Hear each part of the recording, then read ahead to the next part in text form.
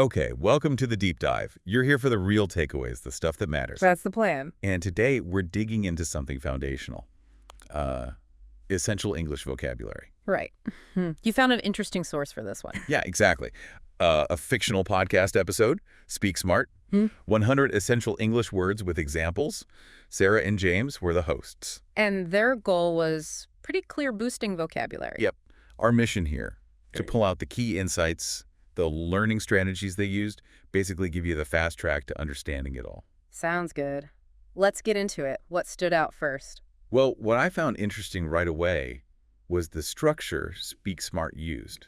How so? They grouped the words, everyday chat, work stuff, emotions, travel, learning. Ah, okay. So context-based. That makes a lot of sense. It really does. It feels more practical, like how you actually use words rather than just, a random list. Yeah, exactly. Not just memorizing definitions, but seeing them in action. So they kicked off with everyday conversation words. Makes sense to start there. The basic. First one up was hesitate. Okay, hesitate. Like you pause before doing something, maybe you're a bit unsure. Right. That little moment of doubt. Their example was, I hesitated before answering the difficult question. Yeah, that's a good one. You can really picture that, can't you? That brief pause. Totally.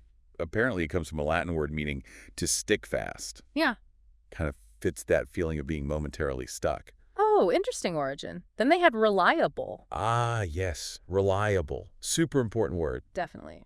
Means trustworthy, dependable. Their example. She is a reliable friend. I can always count on her. Clear. It's about consistency, knowing someone or something won't let you down. Exactly. More than just being there, it speaks to character, I think. Trust. And the third one in that group. Interrupt. Ah, interrupt. We all know this one. For sure. Stopping someone mid-sentence, basically. Uh-huh. The example sentence was, sorry to interrupt, but I have an urgent question. Yeah, that highlights the social side of it, too. Sometimes necessary, sometimes rude. Right. The word itself kind of implies breaking a flow. These everyday words, they seem simple, but getting the nuances is key. Absolutely. They're the building blocks. Okay, let's shift gears. They moved into the professional and business world next. Makes sense. Different context, different vocabulary needs. First one here was negotiate. Negotiate. Very common in business. Yeah, that whole back and forth to reach an agreement, the example. The manager negotiated a better deal for the company. Right. And it's a skill, isn't it? Not just knowing the word, but understanding the process. Finding common ground. Totally. It's more than just haggling over price. It's strategy. Definitely. What came after negotiate?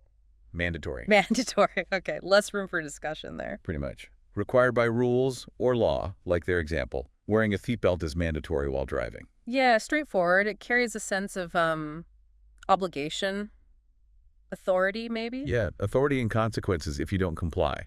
Good for understanding rules in workplaces or public life. True. And the last one in the professional set. Delegate. Ah, delegate. Important for leadership. Yep. Assigning tasks or responsibilities to others.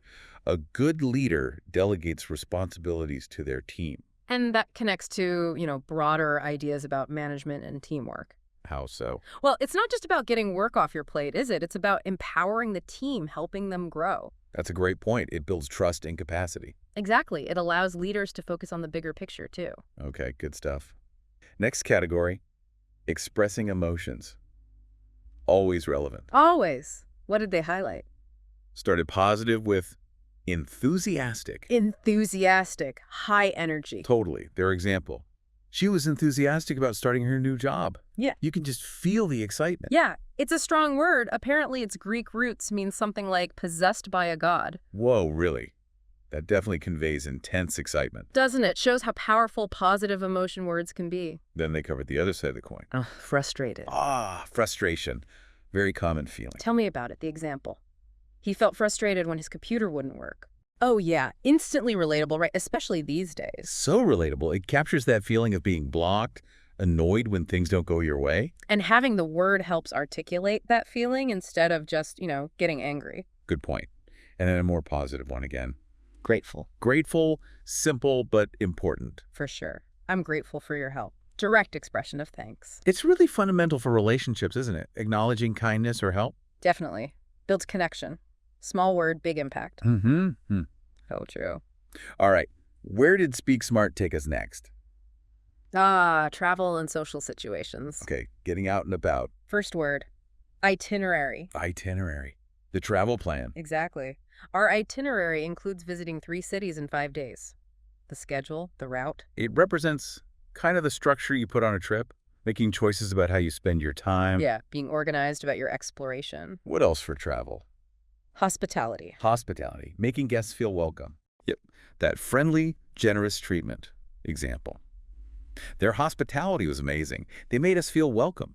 It's more than just being polite, though. It feels warmer, more genuine. I agree. It reflects cultural values about hosting guests, too. Definitely varies around the world, but the core idea is universal. And the last one in this group, souvenir. Ah, the travel keepsake. You got it. Huh. I bought a souvenir from Paris as a memory of my trip. That little thing you bring back. It's funny how objects become symbols, isn't it? Yeah. Like, the souvenir isn't just a thing, it's a trigger for the memory, the feeling of the trip. That's a lovely way to put it, holding on to the experience. Exactly. Okay, final category they covered, academic and learning words. Right. For study or deeper understanding. First up, comprehend, Comprehend, to understand. but maybe deeper than just knowing. Yeah. Their example. She comprehended the difficult math problem after practicing. Yeah, it implies really grasping it, not just surface-level recall, being able to use the knowledge. Right. Like you've fully processed it. It's the goal of learning, really. True comprehension. Then, Then analyze. analyze. Break it down. Exactly. Examine closely, look at the parts. Yeah. We need to analyze this data carefully. A really crucial skill, academically and professionally, looking for patterns, connections. Moving beyond just taking information in to actually thinking critically about it. Precisely. Critical thinking in action. And the last word they pulled out for this deep dive was curious. Curious. Wanting to know more. Yep. A curious person asks many questions. That drive to explore and learn. It's fundamental, isn't it? Curiosity is what fuels discovery and learning in the first place, Absolutely. It keeps you asking why. which is essential for growth.